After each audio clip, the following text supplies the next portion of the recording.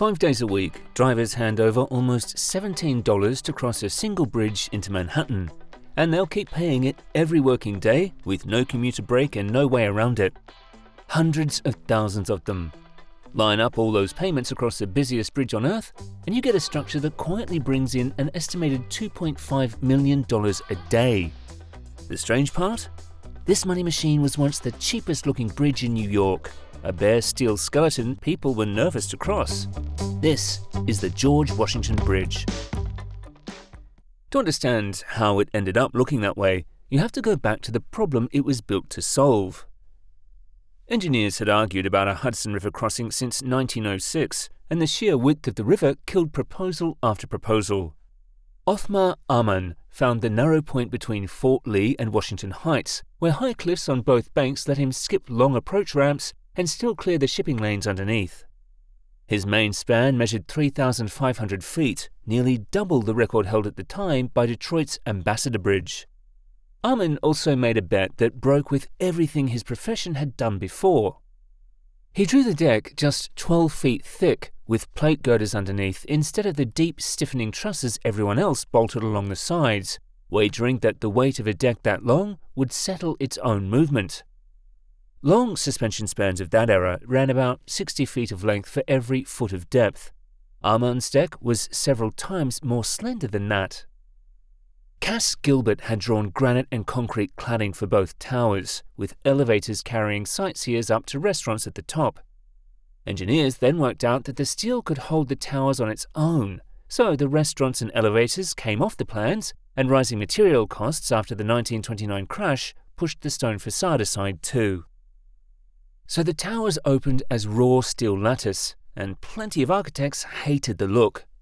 Raymond Hood and William Boring both came down hard against it. Le Corbusier went the other direction entirely, calling the bare steelwork architecture that seemed to laugh. Ammann himself never designed a masonry tower again. Break that daily figure down and it comes to roughly $1,700 a minute, around the clock. Every 48 minutes, this one span pulls in what a typical American household earns in a full year.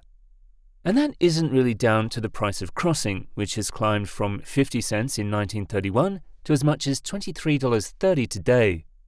The Port Authority of New York and New Jersey, which owns and operates the bridge, keeps a precise count of who crosses, and those numbers explain the revenue far better than the toll ever could. Drivers here only ever pay in one direction. Heading east into New York costs money, and the return trip into New Jersey is free for every vehicle class at any hour, a system the agency adopted across all 6 of its interstate crossings back in 1970. In 2024, the Port Authority logged 50,241,454 eastbound crossings here. Roughly 45.5 million of those were cars, and about 4.5 million were trucks paying by the axle, which is where the arithmetic turns steep. Around 87% of those drivers carried Easy Pass, so most of them paid a discounted rate rather than the full bill that lands in the mail. Trucks weigh on this ledger far more heavily than their share of the count suggests. The Port Authority describes the bridge as the whole region's primary Hudson River crossing for large commercial traffic, and the rate climbs with every additional axle, so one heavy rig hands over many times what the car ahead of it pays. Multiply official volume by the toll schedule that took effect in January 2026, and the annual figure lands somewhere near $900 million. Treat that as an estimate rather than gospel, because the agency reports its 6 crossings as a single bundle and publishes no revenue figure for this bridge alone. For scale, the Verrazzano Narrows Bridge charges a New York Easy Pass driver $7.46 each way, so the George collects more than twice as much per crossing. Long before any of that, this bridge worked its way into everyday American life. When it first opened, the very first people to cross weren't dignitaries or officials. By most accounts, there were 2 school kids who roller skated over from the New York side, out ahead of the crowds who walked the span that opening weekend like it was a holiday. It never really left the culture after that. To generations of children, it's the Great Grey Bridge, the giant looming over the Little Red Lighthouse in the 1942 storybook set at its feet on the Manhattan shore. To a newer crowd, it's the GWB of Washington Heights, the one Nina sings to in the Heights. And on national holidays, it flies the largest free-flying American flag in the world from the arch of its New Jersey tower. Nearly a century later, it's still standing and still doing the exact job it was built for. To see how it got here, you have to go back to the 4 years that raised it. Crews broke ground on September 21, 1927, and sank steel cofferdams into the riverbed for the tower foundations. Those cofferdams were the largest anyone had built up to that point. On the New Jersey side, workers bored 2 holes 250 feet into the face of the Palisades and blasted out 225,000 cubic yards of rock to make room for the anchorage and the approach. Crews spun the 4 main cables on site, feeding wire from dozens of reels near the New York anchorage out along temporary catwalks strung between the towers. Every cable ended up holding 26,474 individual wires, and spinning all 4 took 10 months. 12 or 13 workers died across the 4 years of construction. 3 of them drowned when a caisson flooded that first December. The bridge opened to traffic on October 25, 1931, 8 months ahead of schedule.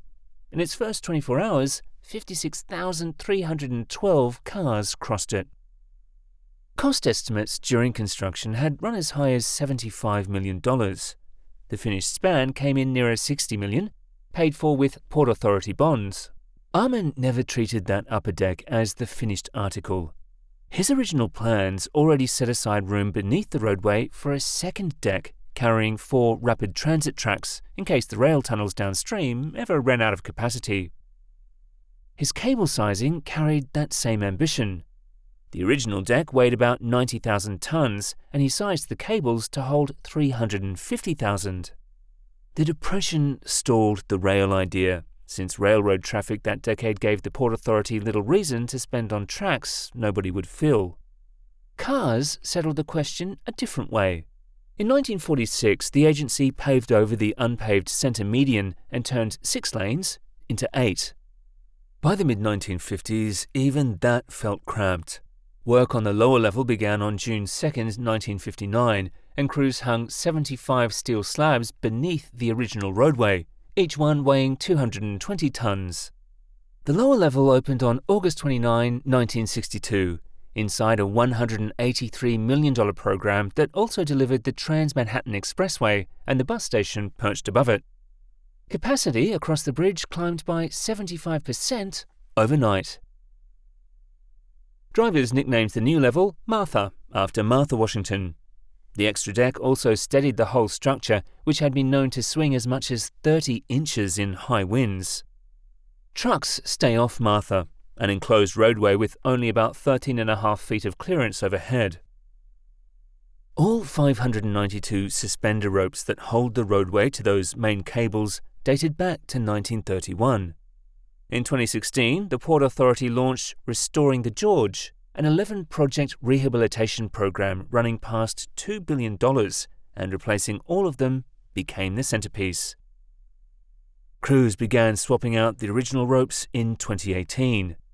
At each connection point, they rigged temporary ropes, jacked the load across onto them, cut out the originals, bolted in the replacements, then released the temporaries and moved along the cable. Those ropes ranged from 38 feet near the center of the span to 674 feet beside the towers. Workers also recoated and rerouted the wires inside each main cable, added an elastomeric outer wrap, and fitted a dehumidification system that drives moisture out of the steel. The final rope went in during March 2025, 7 years after the first one came out. Ken Sagristano, who manages the bridge, described the challenge as performing open-heart surgery on a marathon runner while we're running the marathon. And the bridge stayed open through every single day of it. Total crossings ran 5.5 million in the bridge's first year and reached 82.8 million a year by 1980. The count passed 104 million in 2019. Transport economists file this pattern under induced demand. Internet commenters have turned it into a running joke about just adding one more lane. The result looks the same from the driver's seat. Extra capacity pulls in extra drivers, and the queue comes straight back. For the Port Authority, that loop pays twice and costs twice. More vehicles mean more toll transactions every hour, and they also mean more load cycles grinding away at steel that turns 95 this October. In early May 2026, a chunk of concrete dropped onto a car on the Trans-Manhattan Expressway, close to the entrance for the upper level. The driver escaped injury while his car took serious damage, and the video spread quickly across social media. 6 days later, on May 13, debris fell from a tunnel ceiling above a westbound lane carrying cross-Bronx Expressway traffic toward the lower level. A large piece of concrete came through the sunroof of a Subaru. The 56-year-old man behind the wheel went to New York Presbyterian with head and shoulder injuries and was expected to recover. The Port Authority closed every westbound lane feeding the lower level, sent crews to chip away loose concrete overnight, hung protective netting above the roadway, and reopened the lanes around 2 a.m. New Jersey Governor Mikey Sherrill posted on X that the agency was investigating and would carry out any repairs immediately. Both incidents happened on approach structures rather than on the main span, and the roads, ramps and tunnels feeding the bridge are the parts showing their age. Commissioners have already put money against that gap, approving $455 million for priority steel repairs on the lower level and its approaches, with the work scheduled to run through December 2029. This corridor has a history of turning small disruptions into enormous ones. In September 2013, aides to Governor Chris Christie quietly cut the local Fort Lee access lanes from 3 down to 1, and the resulting gridlock grew into a national scandal that drew in federal prosecutors. Revenue and profit describe two very different things, and the difference matters a lot here. Toll income funds the Restoring the George program, and those steel contracts, along with debt service on decades of bonds and the running costs of an agency that operates the Lincoln and Holland tunnels, 3 Staten Island crossings, the Path Railroad, and the region's airports. Commuters looking at their own budgets read a different ledger. At the peak EasyPass rate, 5 round trips a week works out past $4,300 a year for the privilege of driving into Manhattan. The cash lanes disappeared for good in July 2022, and demolition crews took the old toll plazas down soon after.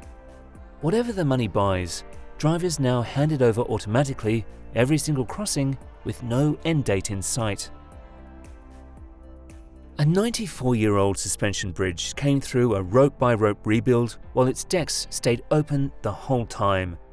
The American Society of Civil Engineers named it a National Historic Civil Engineering Landmark on its 50th birthday in 1981, by which point 1.8 billion vehicles had already used it. Set that against the crossing that opened this summer between Detroit and Windsor. The Gordie Howe International Bridge carried its first traffic on July 27, 2026, with Canada financing the roughly $4.7 billion project almost entirely on its own. Crossing the Gordie Howe in a car costs $5.75, barely a third of what the George charges at peak, and even the 1929 vintage Ambassador Bridge next door charges $10. Run the estimate forward, and about 5 years of George Washington Bridge tolls would cover a brand new international crossing built from nothing. So where do you land on it? An engineering triumph earning its keep, or a tax with a view that commuters simply have to pay? Drop your answer in the comments, because that argument gets interesting fast. Subscribe for more MegaBuild stories.